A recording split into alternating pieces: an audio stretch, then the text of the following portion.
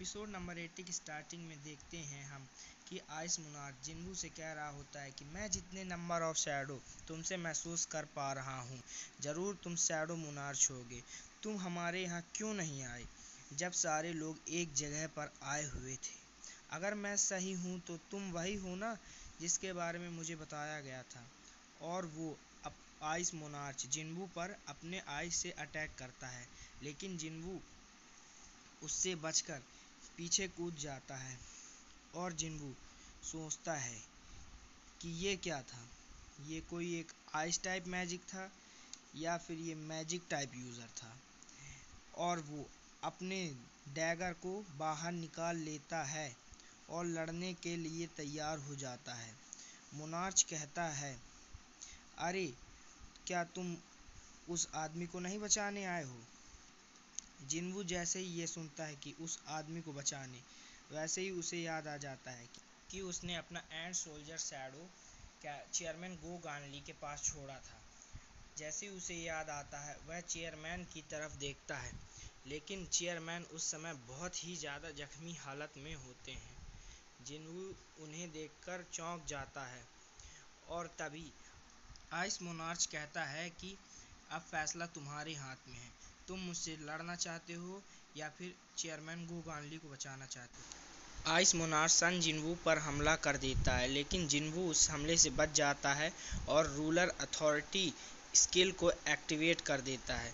लेकिन उसका भी कोई फ़ायदा नहीं रहता, क्योंकि ओपोनेंट की पावर ज़्यादा होने के कारण वह स्किल काम नहीं करती, क्योंकि वह खुद एक आइस मोनार्च था। आइस मोनार्च जिन्वू के ऊपर हमला कर देता है। तभी जिन्वू अपनी स्पीड को इस्तेमाल करते हुए बहुत ही तेज़ी के साथ अपने डैगर को फेंकता है आइस मोनार्च की तरफ, लेकिन आइस मोनार्च उससे भी बच जाता है।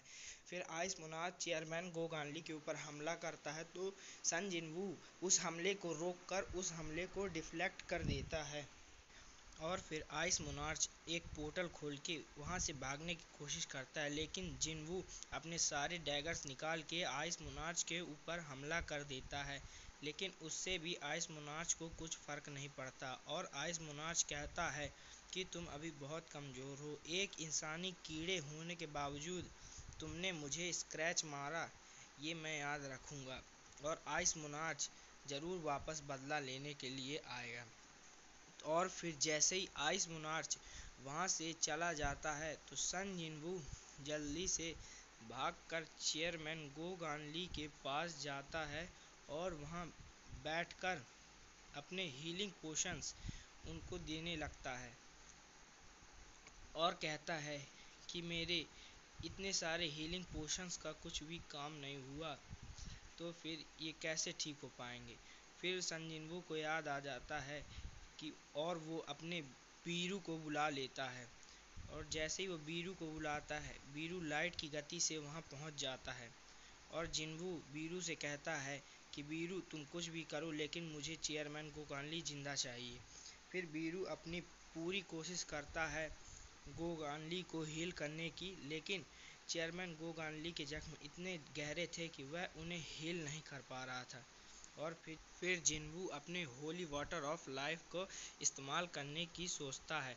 तभी चेयरमैन जिन्वू का हाथ पकड़ लेते हैं और कहते हैं कि इसे इस्तेमाल मत करो, तुम मुझसे यहाँ मिलने आए, इसके लिए तुम्हारा बहुत बहुत शुक्रिया। और तभी जिन्वू कहता है कि रुक जाइए, हम हॉस्पिटल चलते हैं।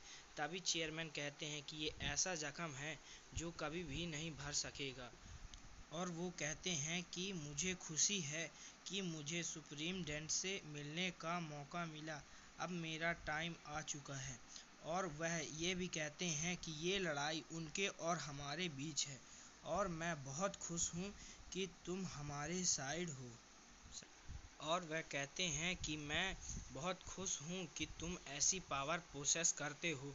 और वह जीसस को थैंक यू कह रहे होते हैं। और ये डंजन्स और ये जितने भी ये सब हैं वो उनके लिए नहीं थे। और चेयरमैन कहते हैं कि अब एक वक्त ऐसा भी आएगा जिसमें तुम्हें इंसानियत और मोनार्चस के बीच का कोई चुनना होगा, इन दोनों में से कोई। तो मैं तुमसे रिक्वेस्ट करता हूँ कि तुम प्लीज़ इंसानियत के साइड रहना और उनके साथ लड़ना।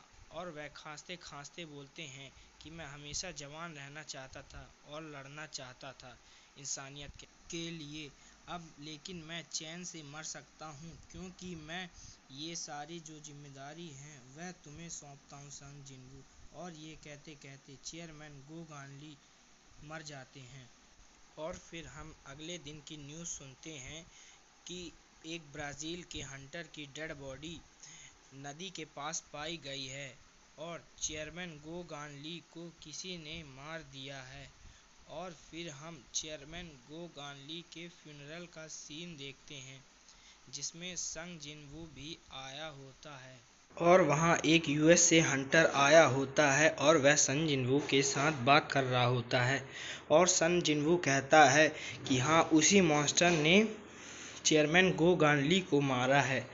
वह हंटर इन बातों पर विश्वास नहीं कर पा रहा होता और कहता है कि ये कैसे हो सकता है, मैं विश्वास नहीं कर पा रहा हूँ क्योंकि कल ही चेयरमैन गो गानली ने मुझे फ़ोन किया और यहाँ आने को बोला था और आज ये सब हो गया।